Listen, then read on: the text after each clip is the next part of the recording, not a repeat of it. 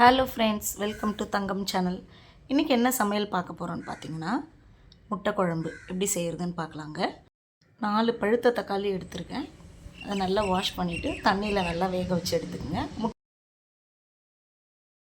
முட்டையில் கொஞ்சம் உப்பு போட்டு வேக வச்சா சீக்கிரம் வெந்துருங்க.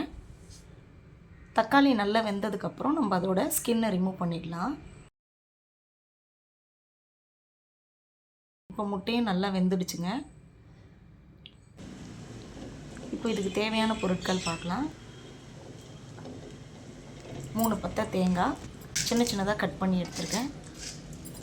2 ஸ்பூன் அளவுக்கு கடலைப்பருப்பு, 1 ஸ்பூன் வெள்ளை எள்ளு, மல்லி விதை 1 ஸ்பூன், அரை ஸ்பூன் மிளகு, முழு மிளகு எடுத்திருக்கேன். இது எல்லாத்தையும் நம்ம வறுத்து எடுத்துக்கலாம். இது கூட தேங்காய் கூட கொஞ்சம் பொட்டுக்கடலை 1 ஸ்பூன், பெருஞ்சீரகம் 1 ஸ்பூன் சேர்த்துக்கலாம். ரொம்ப வித்தியாசமான முறையில் சூப்பராக இருக்குங்க. கண்டிப்பாக ட்ரை பண்ணி பாருங்கள். இப்போ எப்படி செய்கிறதுன்னு பார்க்கலாம் வாங்க. ஒரு பாத்திரம் எடுத்து அடுப்பை பற்ற வச்சுக்கலாம்.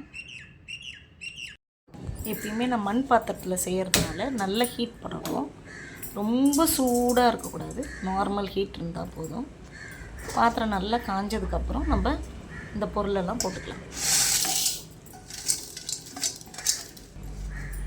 இப்போ எல்லாத்தையும் நல்லா பொன்னிறமாக வறுக்கணுங்க. கருகிடக்கூடாது, அப்புறம் டேஸ்ட் மாறிடும். இப்போ எல்லாத்தையும் நம்ம பொன்னிறமாக வறுத்து எடுத்துக்கலாம். இது கொஞ்சம் நல்ல ப்ரௌன் ஷேடில் வந்ததுக்கப்புறம் நம்ம தேங்காய், பொட்டுக்கடலை, பெருஞ்சீரகம்லாம் வச்சுருந்தோம் இல்லைங்களா, அதையும் சேர்த்துக்கலாம். இப்போ அதை சேர்த்துட்டு அதையும் நல்லா ஒரு 2 மினிட்ஸ் 2 நிமிஷம் நல்லா வதக்கி விடுங்க.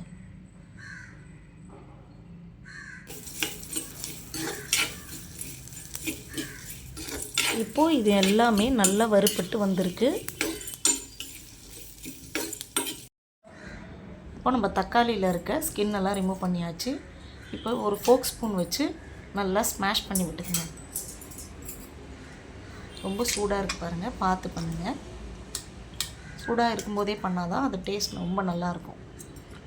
இப்போ இது கூட கொஞ்சம் மஞ்சள் தூள் சேர்த்துக்கலாம். ஒரு அரை ஸ்பூன் அளவுக்கு மஞ்சள் தூள் நல்லா ஸ்மாஷ் பண்ணிவிட்டு அதுக்கப்புறம் சேருங்க. உங்கள்கிட்ட ஸ்மாஷர் இருந்தால் அதால் கூட நீங்கள் பண்ணலாம்.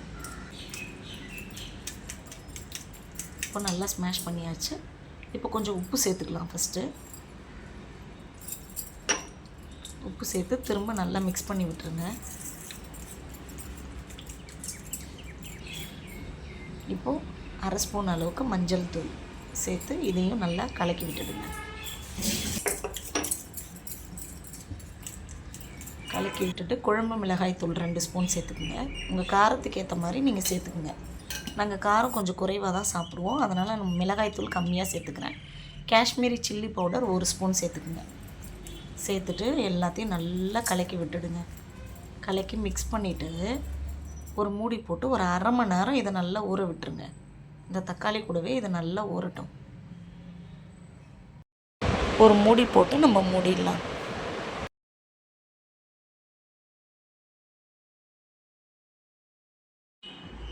ஆற வச்ச எல்லா பொருளையும் நம்ம அரைச்சி எடுத்துக்கலாம். இப்போ முட்டைக்கு பச்சை தண்ணி ஊற்றி வச்சாச்சு. இப்போ முட்டையை ஒன்று நம்ம உரித்து எடுத்துக்கலாம். எப்பயுமே முட்டை வெந்த உடனே நம்ம அந்த சூட்லேயே உரிக்கக்கூடாது. ஒரு 10 மினிட்ஸ் அந்த தண்ணியை கீழே ஊற்றிட்டு பச்சை தண்ணி ஊற்றி வச்சுட்டு அதுக்கப்புறம் நீங்கள் உரித்து பாருங்கள். முட்டை ரொம்ப நல்லா முழுசாக வருங்க, உடையாமல் வரும். இந்த மாதிரி ஒவ்வொரு முட்டையாக நம்ம உரித்து எடுத்துக்கலாம்.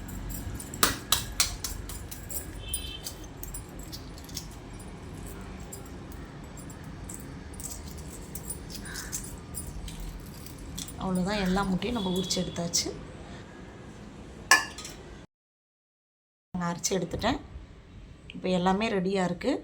இப்போது நம்ம ஒரு பாத்திரத்தை வச்சு பாத்திரம் நல்லா காஞ்சதுக்கப்புறம் ஒரு 5 ஸ்பூன் அளவுக்கு எண்ணெய் ஊற்றிக்குங்க. நான் ரீஃபண்ட் ஆயில் தான் யூஸ் பண்ணுறேன். 10 பல் பூண்டை நல்லா தட்டிட்டு சேர்த்துக்குங்க. பூண்டு பச்சை ஸ்மெல் போகிற வரைக்கும் நல்லா வதக்கி விடுங்க.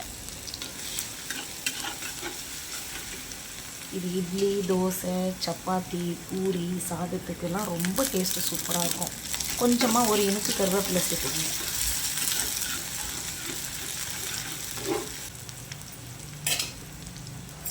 இப்போது நான் வெங்காயத்தை கட் பண்ணி வச்சுருக்கேன். இப்போ நம்ம வெங்காயம் சேர்த்துக்கலாம். 3 வெங்காயத்தை நான் கட் பண்ணி வச்சுருக்கேன். இந்த வெங்காய கலர் வந்து நல்ல ப்ரௌன் ஷேடில் மாறணுங்க, பொன்னிறமாக மாறணும். இங்கே பாருங்கள் எவ்வளோ கலர் சேஞ்ச் ஆகிருக்குன்னு. இப்போது நம்ம அரைச்சி வச்ச பேஸ்ட்டை ஊற்றிக்கலாம். தேங்காய், கடலைப்பருப்பு, மிளகு, சோம்பு, பொட்டுக்கடலை, வெள்ளை எள்ளு இதெல்லாம் அரைச்சி வச்சுருந்தோம், அதெல்லாம் ஊற்றியாச்சு. அதுக்கப்புறம் நம்ம தக்காளியில் மிளகாய் தூள்லாம் போட்டு ஊற வச்சுருந்தோம் இல்லைங்களா, அதையுமே நம்ம இந்த கிரேவியில் ஊற்றிக்கலாம். இப்போ நல்லா மிக்ஸ் பண்ணி விடுங்க.